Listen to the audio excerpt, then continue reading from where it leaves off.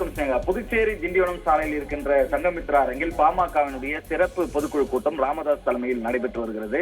இந்த கூட்டத்தில் ராமதாசுடைய மகள் காந்திமதி கலந்து கொண்டிருக்கிறார். மேலும் மாவட்ட செயலாளர்கள், தலைவர்கள் என்ற 4000 பேருக்கு மேல் கலந்து கொண்டிருக்கின்றனர்.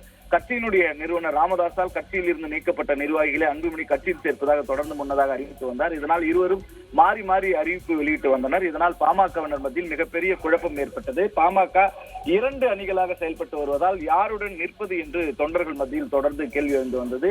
இதனிடையே கடந்த 9ஆம் தேதி அன்று அன்புமணி தரப்பில் பொதுக்குழு கூட்டம் நடத்தப்பட்டது. அந்த பொதுக்குழுவில் பாமகவினுடைய தலைவராக அன்புமணிக்கு ஓராண்டு பதவி நீட்டிப்பு அளித்து தீர்மானம் நிறைவேற்றப்பட்டது. பொதுக்குழுவுக்கு தடை கேட்ட ராமதாஸ் அவருடைய மனு தள்ளுபடி செய்யப்பட்டது. இதனால் ராமதாசனுடைய தரப்பு அதிர்ச்சி அடைந்தது. இதனிடையே பாமக சிறப்பு பொதுக்குழு கூட்டத்திற்கு நிறுவனர் ராமதாஸ் அழைப்பு விடுத்திருந்தார். அதன்படி புதுச்சேரி திண்டிவனம் சாலையில் விழுப்புரத்தில் இருக்கின்ற சங்கமித்ரா அரங்கில் பாமகவினுடைய சிறப்பு பொதுக்குழு கூட்டம் தற்போது தொடங்கி நடைபெற்று வருகிறது.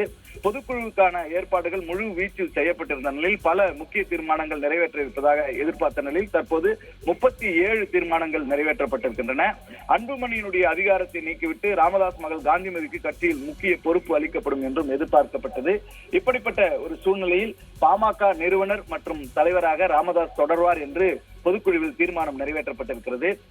பாமகவினுடைய அமைப்பு விதிகளிலும் திருத்தம் செய்து தீர்மானம் நிறைவேற்றப்பட்டிருக்கிறது. 2026 சட்டமன்ற தேர்தலில் கூட்டணி குறித்து முடிவெடுக்கிற அதிகாரம் ராமதாசுக்கு மட்டுமே உண்டு என்று தீர்மானம் நிறைவேற்றப்பட்டிருக்கிறது. சட்டப்பேரவை தேர்தலிலே யாரை வேட்பாளராக தேர்வு செய்து என்பதற்கான அதிகாரமும் ராமதாசுக்கு மட்டும் இருப்பதாக தீர்மானம் நிறைவேற்றப்பட்டிருக்கிறது. இதன் மூலமாக பாமகவினுடைய ஒட்டுமொத்த அதிகாரத்தை முழுமையாக தன்னுடைய கட்டுப்பாட்டுக்குள் ராமதாஸ் கொண்டு வந்திருக்கிறார் என்றே பார்க்கப்படுகிறது. ராமதாஸின் அனுமதி இல்லாமல் அன்புமணி பொதுக்குழுவை கூட்டியதற்கும் இதில் கண்டனம் தெரிவித்து தீர்மானம் நிறைவேற்றப்பட்டிருக்கிறது. அது மட்டுமல்லாமல் பாமக ஒழுங்கு நடவடிக்கை குழு அன்புமணி மீது 16 வகையான குற்றச்சாட்டுகளை சுமத்தியிருக்கிறது. ராமதாஸ் வீட்டில் ஒட்டு கேட்பு கருவி வைக்கப்பட்டதற்கும் கண்டனம் தெரிவிக்கப்பட்டிருக்கிறது. ராமதாஸிடம் பேசாமலேயே அன்புமணி பேசியது போன்ற ஒரு தோற்றத்தை ஏற்படுத்தி விட்டார் என்றும், ராமதாஸிடம் 40 முறை பேசியதாக அன்புமணி பொய் கூறியிருக்கிறார் என்றும், அன்புமணி மீது ஒழுங்கு நடவடிக்கை எடுக்க வேண்டும் என்றும் பாமக ஒழுங்கு நடவடிக்கை குழு பரிந்துரைத்துள்ளது.